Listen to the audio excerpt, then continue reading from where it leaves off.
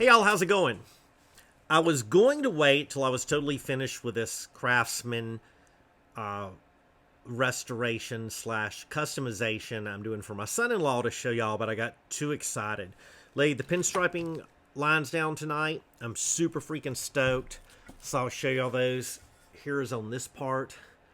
The chevrons turned out nice, and it covered up that paint transition. Now, with this being cast, it had a lot of texture to it, and I just couldn't get this blue tape, if someone knows something else better out there, close enough on it so it did have some bleeding.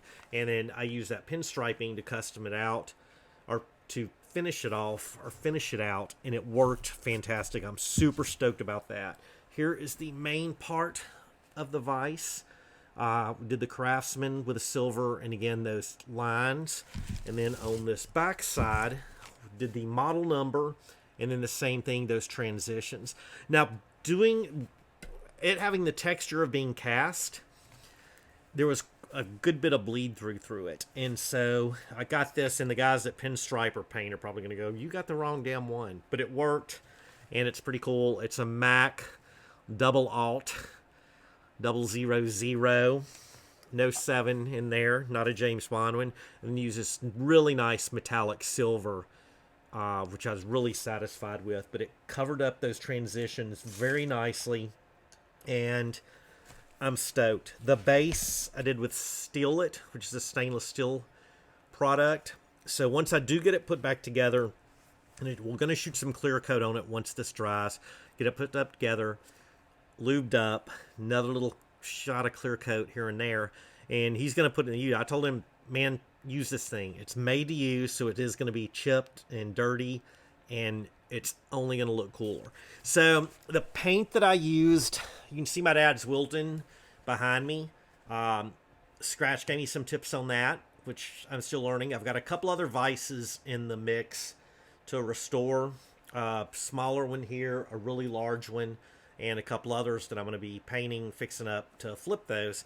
So I wanted Vesta Green, which is what the machinery, a lot of the machinery, industrial machinery is painted during the war and after the war. It's like the standard, that kind of just bland, militaristic, industrial green. It's a really cool color.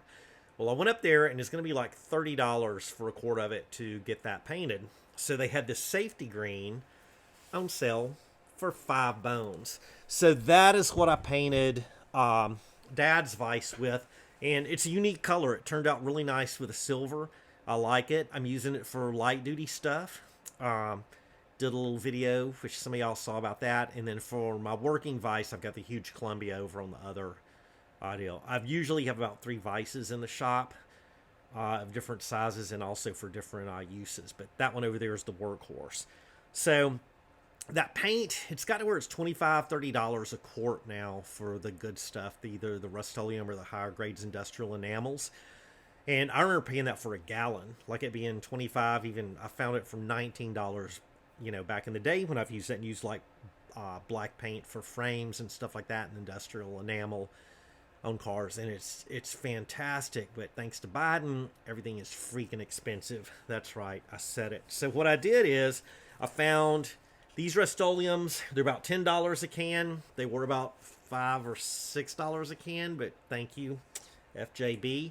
I did the red, white, and the blue, and I would have really liked to get that paint again and then paint it on there like it used to be done, but the cost, it was just prohibitive on it. And this has worked out fine. Again, I know it's going to chip, and I know it's going to come off of there, but it's just going to look cooler. Even putting it together, it's going to be hard not to, knock some of the paint off, especially on the slide.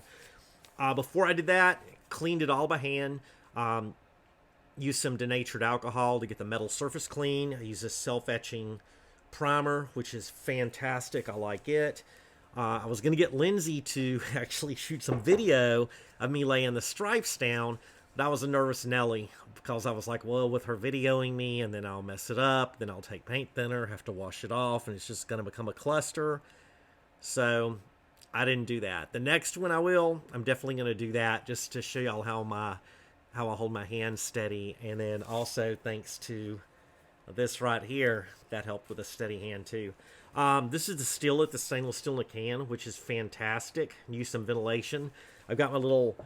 I need a little paint booth in here. What I'm using right now is just some, craft paper taped down in this area, and it's just not perfect. But neither is this vise. So once I do get it put back together, I'll show y'all. I've got some more vise projects that I'm going to be knocking out, and all of this is helping fund my car projects. Alice the 51, and then the 63 D200 pickup truck that's going to be a gasser. We'll talk more about that once the weather gets good. It snowed a lot. Oh, and one more thing. I found this the other day for $29. It's a beautiful Evinrude outboard, the top part of the engine, the cover. And the patina on it is great. And this is going to make a fantastic lamp. I'm really, really excited about that. Then I also found another one for my brother from another mother, Will Jordan. And he's going to be building one. He's already got some furniture and stuff like that he's putting together. Hey, I really appreciate y'all watching. I know I tend to ramble a good bit. But it's like when I write stuff, I talk and write the same. Thank y'all so very much. I appreciate y'all. Hey, and buy you some vices and do this yourself. Bye, y'all.